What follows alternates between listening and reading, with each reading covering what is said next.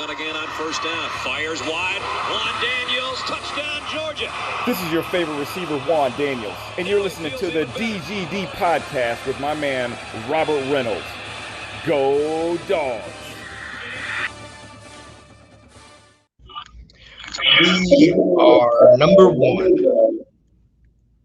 Welcome to the DGD Podcast. Robert Reynolds here. As always, Juan Daniels as well. A lot to talk about.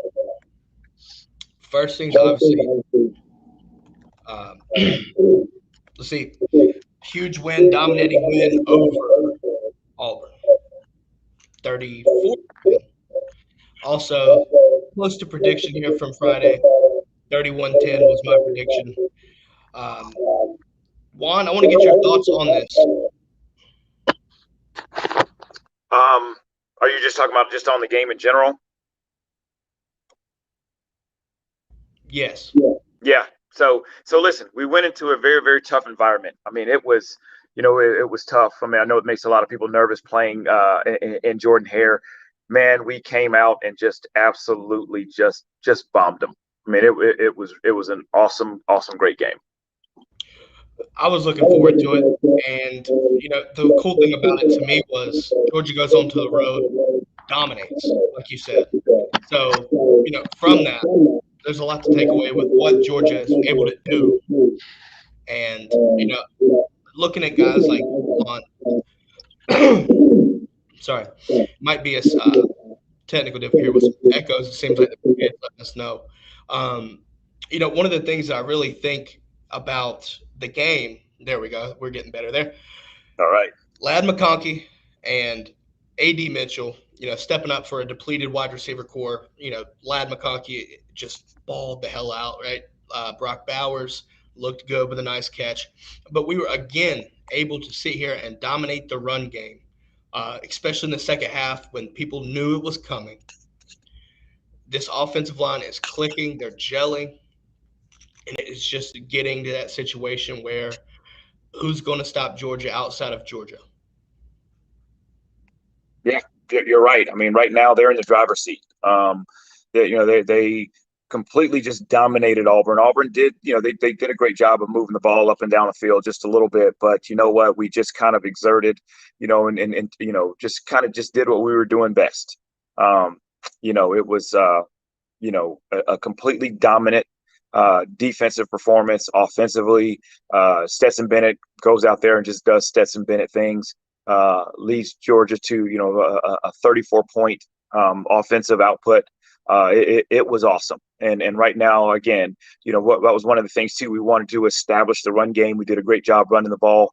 I'm pretty excited about what our young guys are doing. McConkey, Bowers, just going out there playing some great football. I'm excited about what Georgia's actually doing right now. We're dominating like we're supposed to. And obviously, after Bama goes down, which we'll talk about in a little bit more here later, Bama goes down. Talk to Bama boy. Ooh, let's see if G Bama pops up in the brigade today. But nonetheless, Georgia ascends up to number one. Obviously leading up to this for the past several weeks, there was really an argument that could be made for Georgia being number one while keeping Alabama there, right, through the AP polls. That is no longer the question. Georgia is unanimous number one. And obviously we just talked a little bit about Auburn, but I do want to give our game balls out right here, right? Want to give out our game ball. First things first, my game ball is going to Ladd McConkey. Look, like I said, depleted without Jermaine Burton. A lot of receivers were out, and my man had a deep ball, or a couple deep ball catches, one for 46 that he almost scored, and then the actual score. Great play from Ladd McConkey, and he's really asserting himself as a name that the nation is going to start having to pay attention to, and obviously opponents that Georgia's about to be facing. And obviously, stepping up, and obviously, just looking at that right there, Georgia is sitting there able to take shots and connect. He has to give my game ball. If you had to give a game ball, who are you giving it to, Juan? I'm giving it to Stetson Bennett. I'm buying into what Stetson is doing. So here we have two games. We have the big time Arkansas game, right? And you don't have a JT Daniels, and so who's going to be the next man up? It was Stetson Bennett. Now we've got Auburn playing in Jordan Hare. that it's always a tough place to play. Auburn has a pretty good defense. You got Bo Nix, who can be hot or cold. You never know what you're going to get, but in a hostile environment. And Stetson Bennett, he steps up. And so right now, he gets the game ball. He is doing a great job from a leadership standpoint of saying, listen, hey, guys, I'm responsible for putting points on the board. 34 points against a good Auburn team, 37 points against a good Arkansas team. I love what he's doing, and I just love the way that he's taking ownership of this football team. Yeah, obviously looking at JT, I saw there was a controversy getting brewed up, whether in the national media really, trying to debate why pull Stetson, right? Ultimately, I think this is still JT's team. Just having Stetson as a backup that can go out here and do what we're doing is just showing that you have an uncommon type problem, right? It's a great problem to have, right? But Kirby's going to put these guys, whoever starts quarterback, he has the mentality to go out there and win a game. And it doesn't matter who, if JT's 100% healthy, I expect him to go. Stetson has done astronomically higher, exceeded expectations, than what we thought, right? Like, especially with the lack of, with the injuries that we've seen, not a lot of receiver depth. Look, in years past, this is a problem that haunts Georgia, and you may lose the Auburn game in years past. Didn't happen. Still going out there and dominating, even with a backup quarterback. And that's the reason why Georgia is number one. Before we do this, I want to go to the brigade here, right? I want to go to the brigade and read some of these comments here. Call on Tyrone. Call on Tyrone. Oh, sorry. Yeah, buddy. If you know, you know. If you know, you know. Saying that Ladd has been big this year, and I have to agree. Obviously taking over for Kieris in the slot, and then obviously taking over as a huge role against Auburn. It's kind of similar to what Brock Bowers has done, emerges as a true freshman or redshirt freshman for Ladd now. But nonetheless, huge breakout year, right? Inexperience doesn't matter. Going out and really, I'm telling you right now, this kid's double move is insane. I don't know if you saw it. When he did the fake out and up.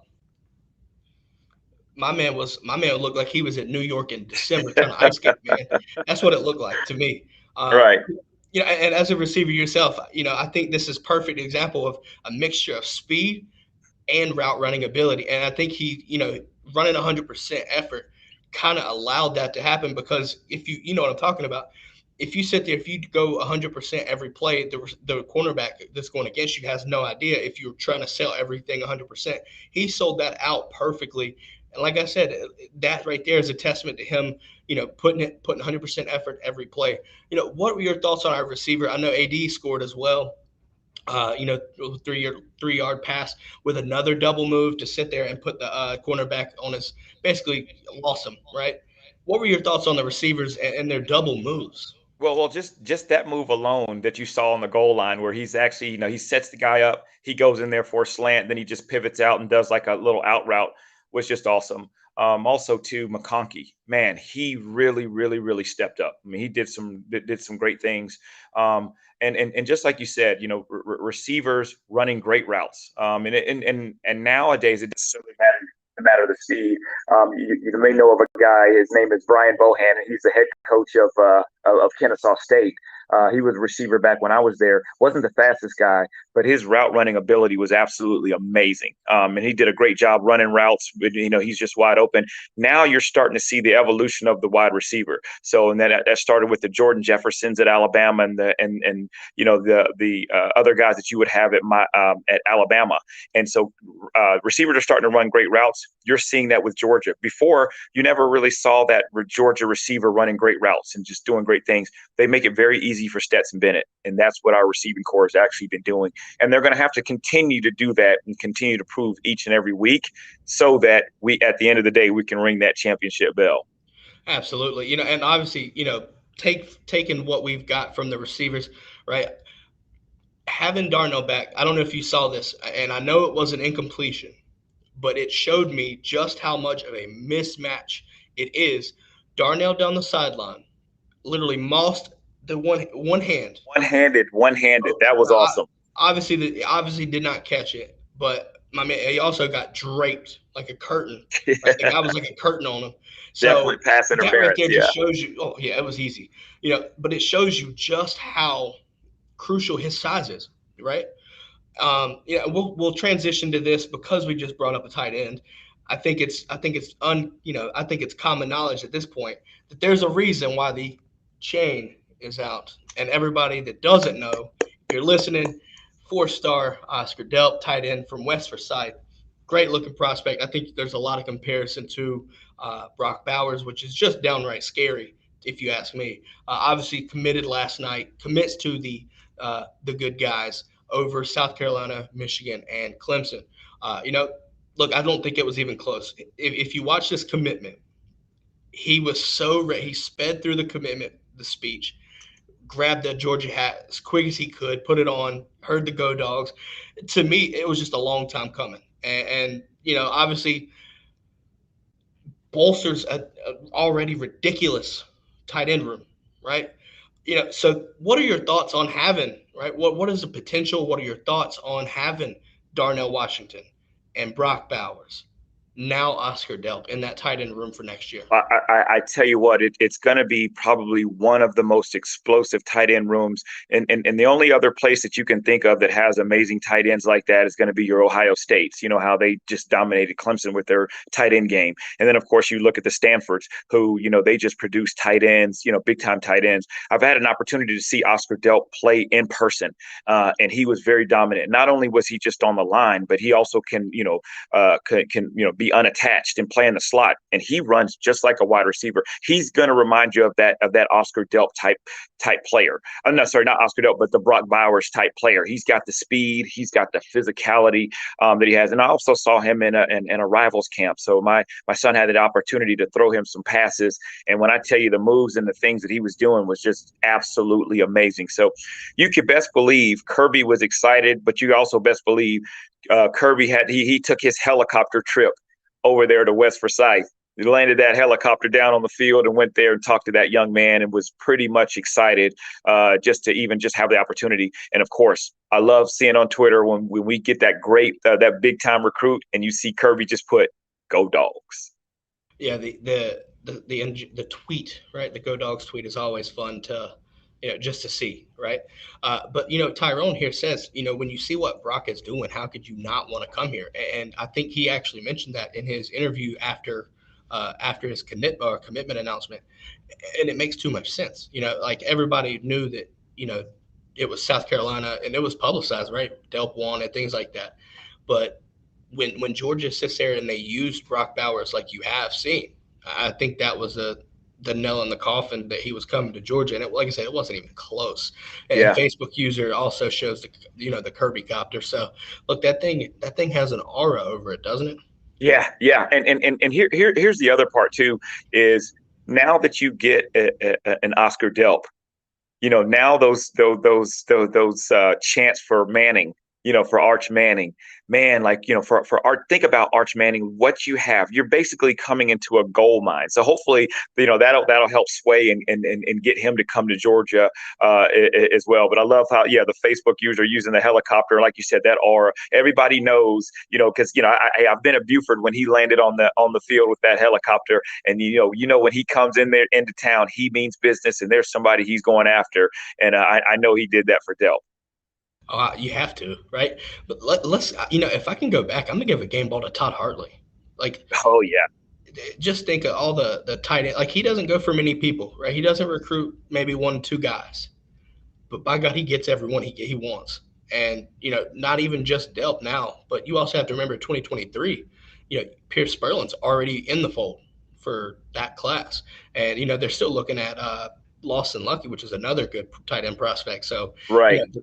Obviously replacing Bowers and Darnell probably, but look, that's you better keep him on staff because he's an elite recruiter and really looking to change Georgia to make it a tight end university, TEU. Absolutely. And, you think about Lawson Lucky, his father played at Georgia. He was one of the triplets that, came in at Georgia and played. Actually, my senior year was their freshman year coming in.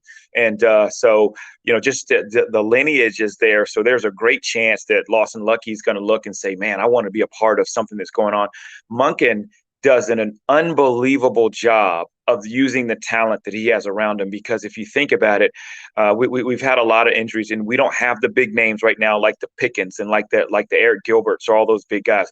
But who he has in there, he turns them into stars. He makes them stars. And again, no one would necessarily heard a lot about Brock Bowers before this year, or McConkey before this year. Again, we go back all the way back to the scholarship with Jalen Johnson, and all of a sudden he's in a big time games, playing in a top 5 matchup, getting the football. So he's doing a great job with what he has, and also using those backs as well. And hey, he's making a great player out of Stetson Bennett. I absolutely love it. Yeah, I think you're starting to see, Todd Monken really open up. And, this is kind of the expectation we had, right? Having a potent offense. I love the balance that you see. Everybody kind of had these expectations of just, going out and just throwing 100 times a game. That's kind of unrealistic. Seeing the balance, right? I think, having the plethora of running backs that you have, utilizing all of them to their strengths.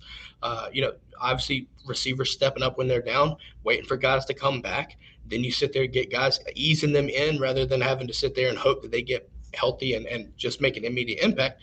Like that's another reason why Georgia's number one. Which is a perfect transition here to some statistics for the first half of the season that I want to bring up. I'm going to let people see it here. Look, if for those listening on podcasts, things like that, look, through 6 games, Georgia is first in the nation, allowing 5.5 points per game on average. It's insane. I think the next closest is 12 points a game. I don't know if I've ever seen a stat like this through a first half of a season ever. And obviously on offense, you're looking almost 40 points a game on average, which is best tie or 12th in the nation. Sorry.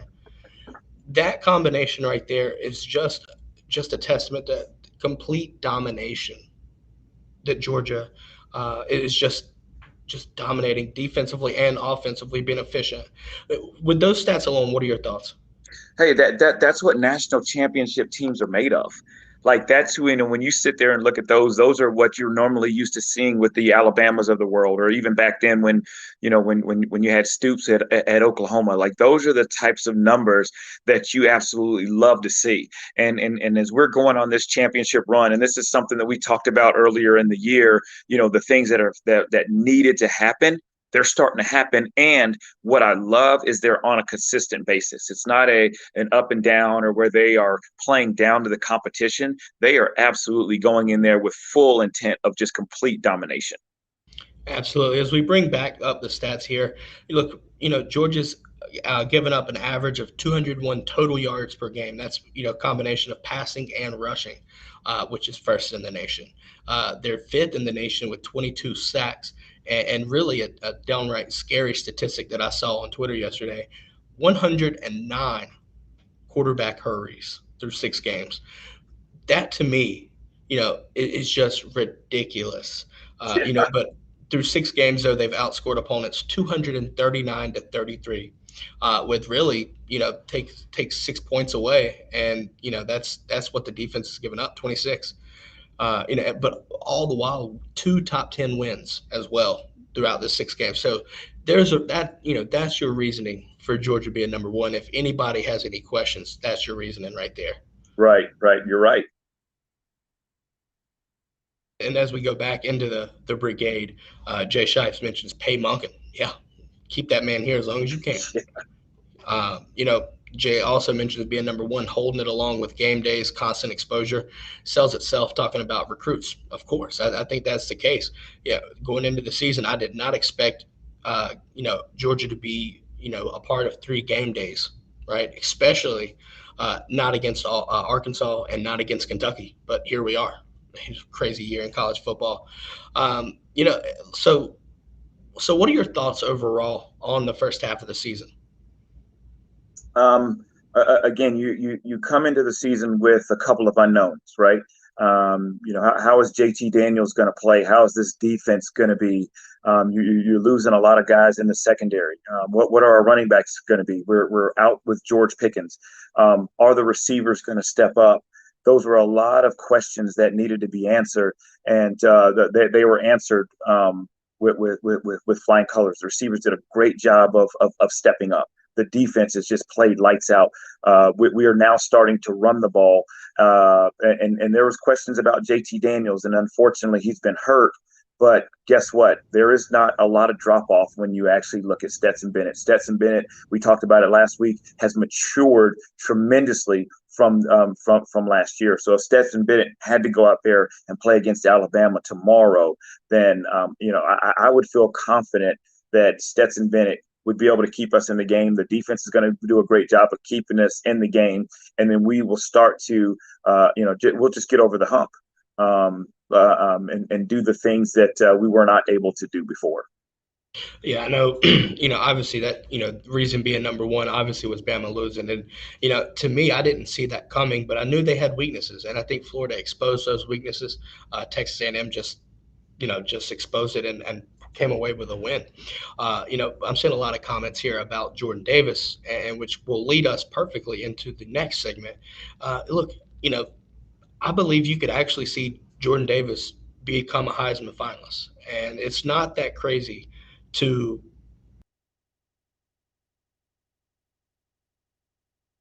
with that being said, I think that there's an argument to be made for Jordan Davis. What are your thoughts on that? I mean, he is completely steps up and he dominates the game. I mean, there's no ifs, ands, or buts about that. Number one. Number two, he's also been used on offense as well. So he makes that much of an impact for the Georgia football team. And let's look at it. He's a lovable, likable guy. I mean, and he's everything that you love about college football. Yeah, he goes out there and dominates, but he comes out there, he's got a smile on his face. You look at him, he prays with his mom, before every game. What's not to love about him? And then what's not to say, you know what, this is going to be an opportunity for a defensive lineman to be one of the first Heisman Trophy winners.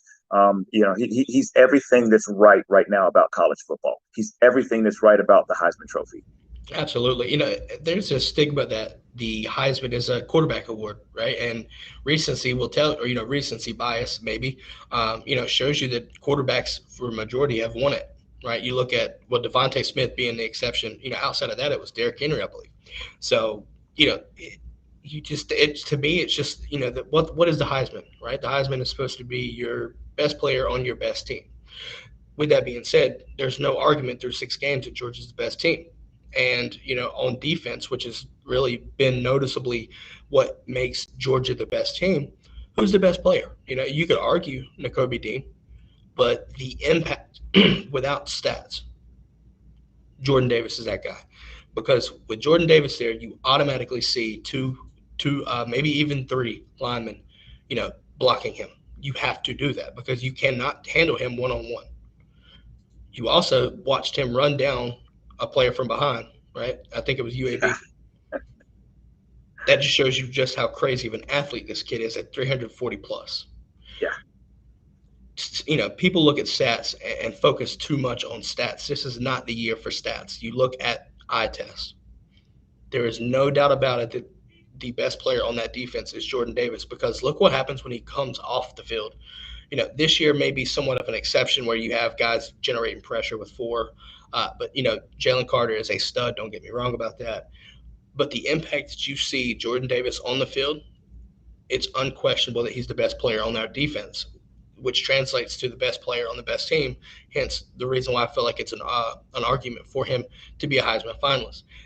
There's a look around the NCAA. There's a bunch of good, candidates here.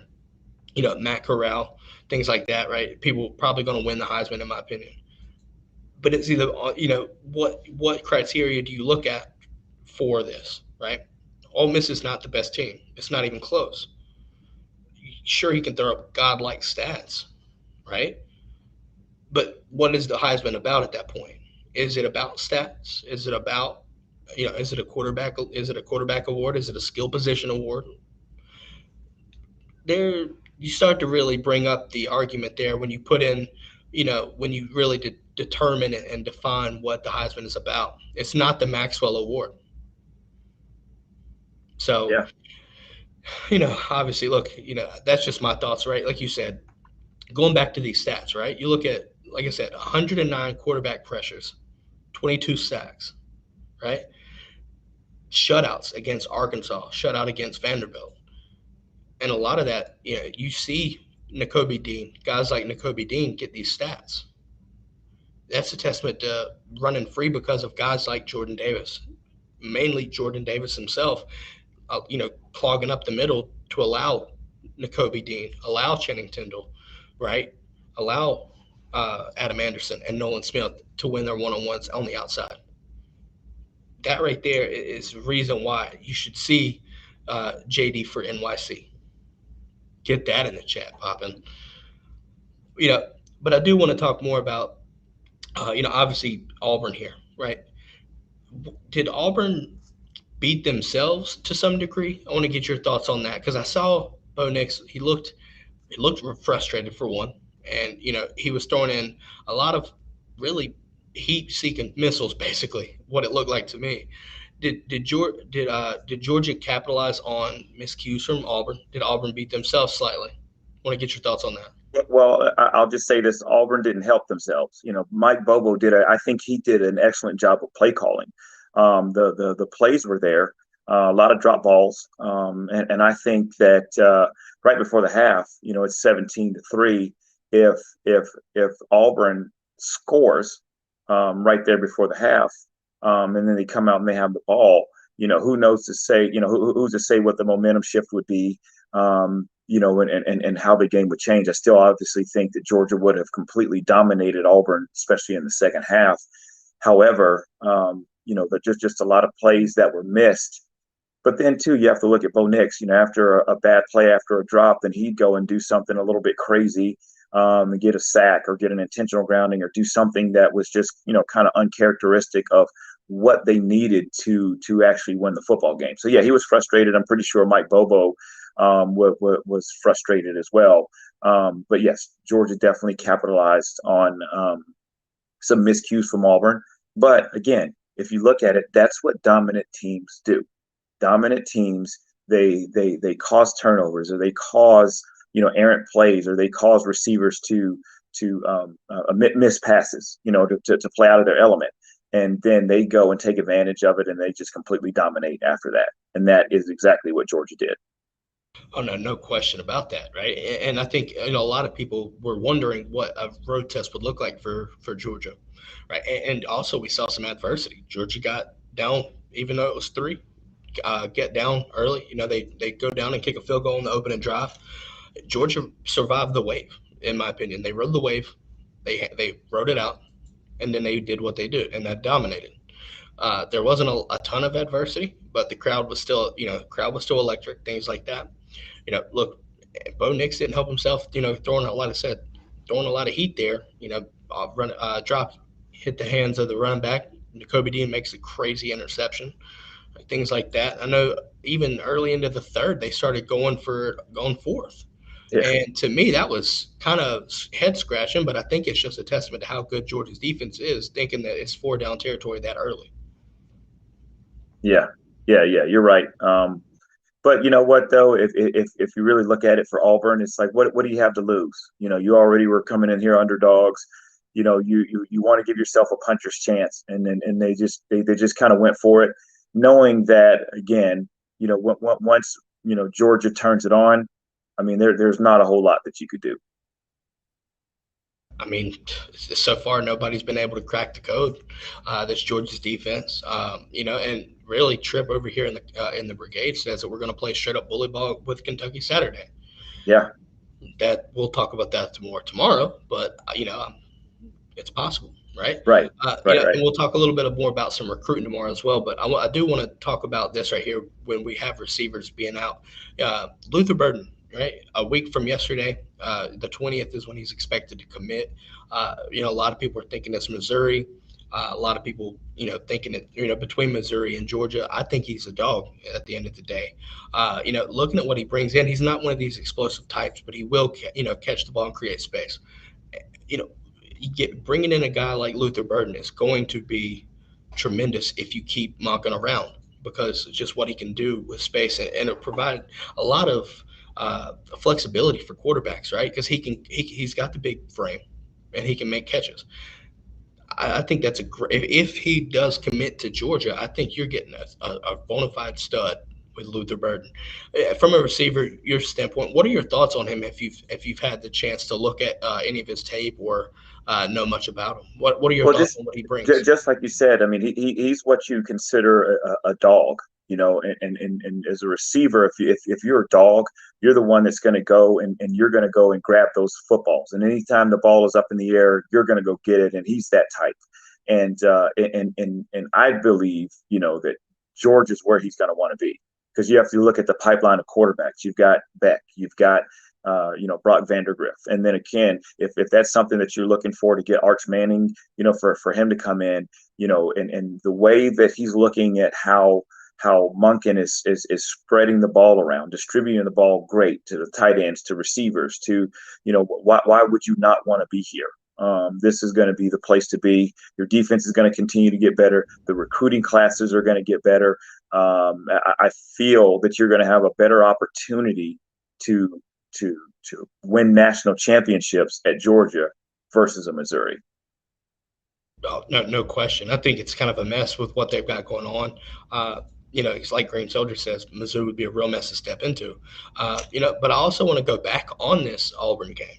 I saw a comment that really kind of made sense here, and I wanted to get your thoughts on this as well, regarding targeting, right?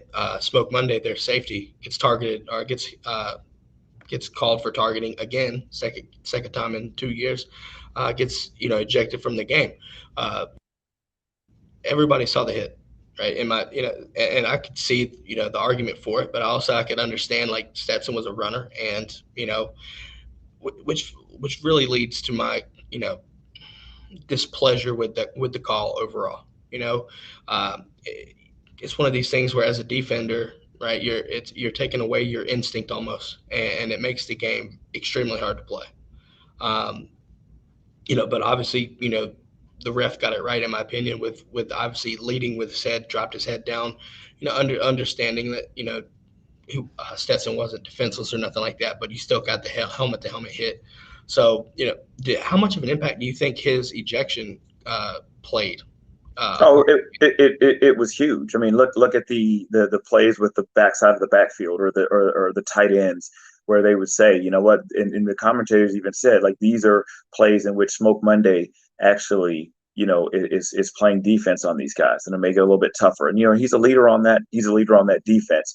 Now, leading with the head. Now, his was, like I said, it was very, very obvious. And what you just have to, knowing how strict they are with these rules, you just have to play the game just a little bit different now, and until something changes, maybe next year. But that was a tough deal for Auburn.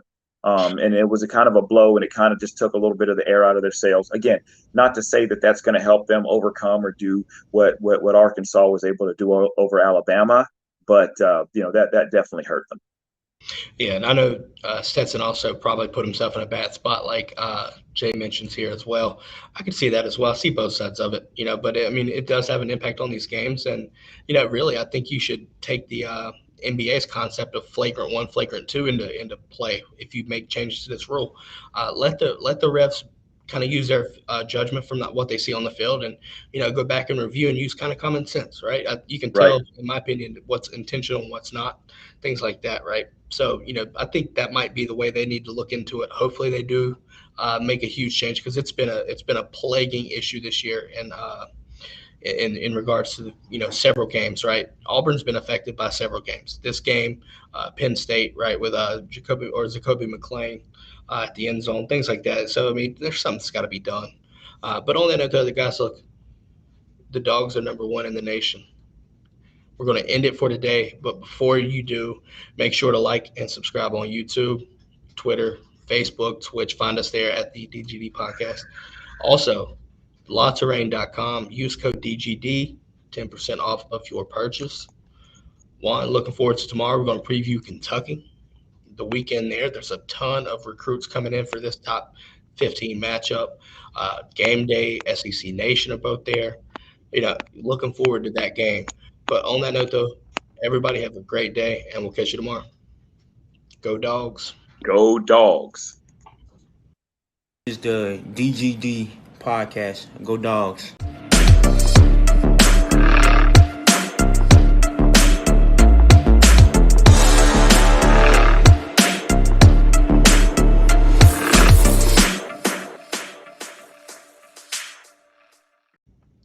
All right, guys. As you know, we are here for comments and questions. Going to read some comments here for about 5 minutes or so. Green Soldier says that was clear targeting, even with the rule change. The helmet is going to say baseline. I think so. But I hope they just make a kind of take a look into it and see how you kind of even the playing field, right? Like, is there an offensive targeting, right? Some of these guys, you lean their head down, right? Things like that.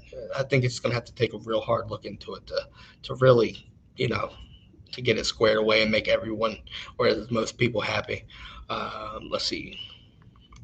Tanil kind of counters that with maybe they should learn how to tackle correctly. It depends, right? There's certain things that are bang plays. So I get Green Soldier, but Tanil, you're not wrong. I want to get y'all's thoughts on the Alabama loss. What were y'all? I didn't see that coming, but watch the end of that game. That was insane. Absolutely insane. Let's see here. Going back up. I think, let's see.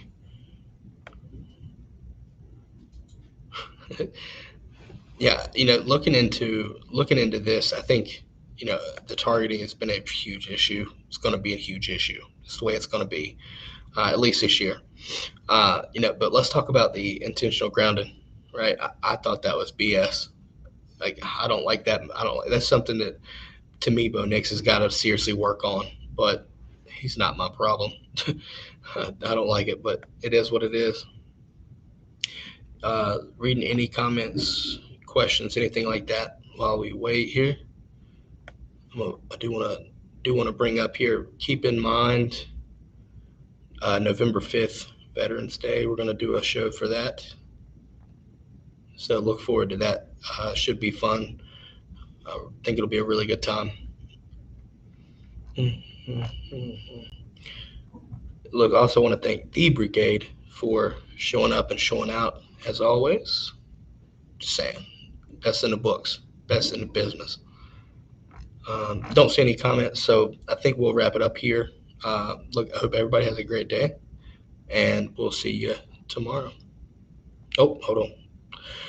We'll read this last comment. Tripp says, if we can all tell if a kid's already in a bad position, tries to avoid the helmet to helmet. Can't quite do it. They should have the flagrant 1, flagrant 2. I agree. Yeah, I think that's the way it should be. We'll see what happens in the offseason. David Heron, glad I could get your show. Thank you, sir. Hope you enjoyed it.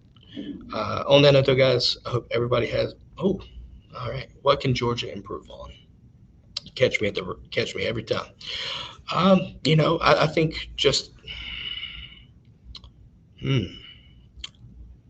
I think if I had to choose one thing Georgia can improve on, explosive run plays. I think that might be a nitpicky here, but maybe explosive run plays, movement. On the offensive line, move more, open up better holes. Maybe, I don't know. It's just me being nitpicky. They're supposed to be a pink out Jay, so that should be interesting. I think that'll be fun to see. I know we have our own Trey Lee Keeley's mom, so keep her in your thoughts there too. She's going through it. On that note, guys, I think we're going to wrap it up. Hope everybody has a great day.